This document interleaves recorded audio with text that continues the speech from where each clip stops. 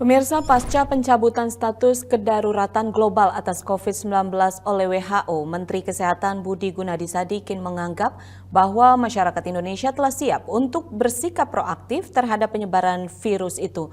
Menkes menilai masyarakat kini harus dapat hidup berdampingan dengan virus corona. Organisasi Kesehatan Dunia WHO baru-baru ini mengumumkan bahwa COVID-19 tidak lagi menjadi kedaruratan kesehatan global. Meski demikian, Direktorat Jenderal WHO Tedros Adhanom Ghebreyesus mengimbau masyarakat agar tidak lengah karena pencabutan status tersebut bukan berarti virus corona itu tidak lagi ada. Terkait hal tersebut, Menkes Budi Gunadi Sadikin menilai bahwa saat status kedaruratan itu dicabut, masyarakat seharusnya dapat menjaga kesehatannya sendiri.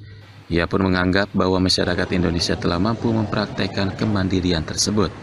Artinya pengetahuan di kalangan masyarakat telah tercukupi, obat-obatan telah tersedia, dan fasilitas di rumah sakit pun memadai.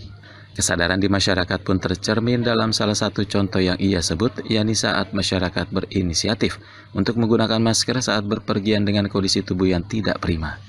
Jika gejala sakit yang dirasakan cukup berat, maka langkah perawatan pun biasanya akan diambil. Kalau sakitnya benar-benar agak parah, saturasi turun, bisa pergi ke rumah sakit, ventilatornya udah siap, ya. Obat-obatannya juga udah siap. Sehingga dengan demikian ini menjadi penyakit normal. Karena pandemi itu nggak pernah hilang 10 tahun, 5 tahun, ratusan tahun bisa yang ada. Cacar, polio itu udah ratusan tahun tetap ada. TBC ratusan tahun tetap ada. Budi mengatakan bahwa guna memastikan masyarakat dapat hidup berdampingan dengan COVID-19, pemerintah telah mempersiapkan berbagai hal seperti penyediaan tes antigen dan tes usap atau PCR. Pemirsa, usai dicabutnya status darurat COVID-19, kini varian baru COVID-19 Arcturus tengah menjadi kekhawatiran banyak otoritas kesehatan di dunia. Kementerian Kesehatan pun kembali menghimbau masyarakat untuk waspada dan menghindari kerumunan. Varian baru COVID-19 bernama varian Arcturus ini telah menjadi biang kerok kenaikan kasus COVID-19 di sejumlah negara, salah satunya India yang mengalami lonjakan penularan dari 300 menjadi 1.000 hanya dalam satu hari. Begitupun di Indonesia, jumlah kasus harian COVID-19 kembali meningkat pasca libur lebaran seiring dengan tingginya mobilitas penduduk. Peningkatan kasus ini didominasi oleh varian Arcturus yang telah masuk ke Indonesia. Bagaimanakah virus baru ini dapat masuk ke Indonesia?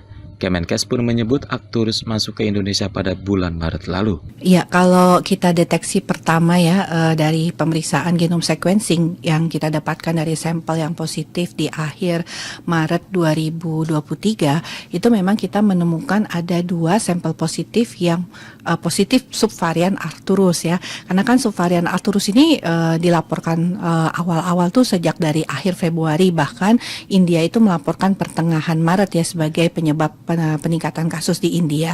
Nah, 2 kasus positif pertama yang kita temukan yang merupakan subvarian Arcturus ini, yang satu itu adalah pelaku perjalanan luar negeri dari India, yang satu itu memang tidak memiliki riwayat pergi ke luar negeri ataupun kontak dengan orang yang melakukan perjalanan ke luar negeri 10-14 hari sebelumnya.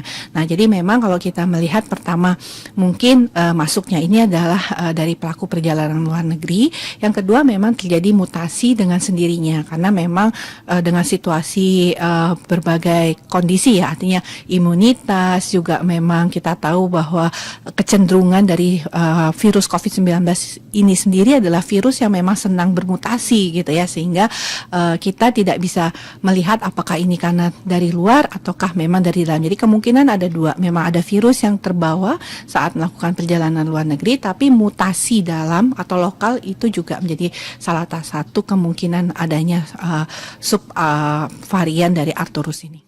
Tidak dapat dipungkiri, mutasi virus terjadi sangat cepat bersamaan dengan aktivitas masyarakat. Terdapat beberapa wilayah di Indonesia yang telah diidentifikasi bahwa terdapat masyarakat terkena virus Arcturus.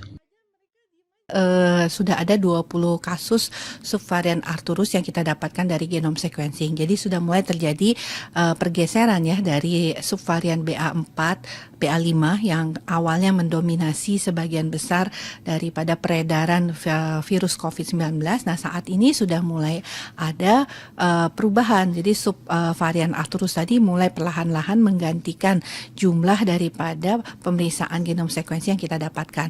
Nah, memang kalau kita lihat provinsi yang kita temukan itu kan ada di Jakarta memang paling banyak, kemudian ada di Jawa Tengah, kemudian ada di Kalimantan Timur, dan ada di Jawa Barat juga kita dapatkan ya.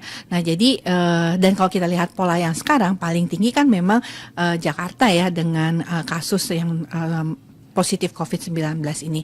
Jadi kalau kita lihat setidaknya 10 provinsi yang saat ini memang mengalami peningkatan jumlah kasus, maka asumsi kita bahwa karena sebagian besar dari 10 provinsi itu juga hampir sama dengan kita menemukan subvarian Arcturus dengan pemeriksaan genome sequencing, maka sebenarnya subvarian Arcturus itu sudah beredar di provinsi-provinsi tersebut seperti DKI Jakarta, Banten, Jawa Barat, Jawa Tengah, kemudian Jawa Timur, dan juga Kalimantan Timur.